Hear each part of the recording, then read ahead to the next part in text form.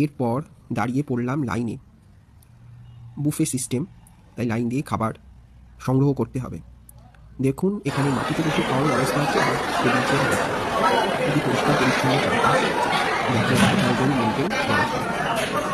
খাবার থেকে খেয়ে দিল 80 টাকার প্লেট, অনেক কিছুই ছিল, তার মধ্যে সবচেয়ে বেশি পায়েসটাই ভালো। খাওয়া শেষ হওয়ার পরে বাইরে বেরিয়ে দেখুন কী সুন্দর বাগান, ফুল ফুটে আছে, চারদিকেই খুবই সুন্দর পরিচর্যার ছাপ রয়েছে। শামিয়ানা কাটানো আছে। মন্দিরের ভেতরের চত্বরটি খুব সুন্দর, খুবই পরিষ্কার পরিচ্ছন্ন। অনেক মানুষ ঘুরে বেড়াচ্ছেন, এদিক ওদিক বসে আছেন, নিজেদের মধ্যে গল্প করছেন।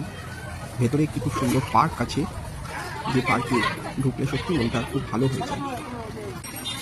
আমিও বেশ কিছুক্ষণ ঘুরে বেড়ালাম পার্কের মধ্যে এদিক ওদিক। সব মিলিয়ে বেশ সুন্দর একটা অভিজ্ঞতা হলো।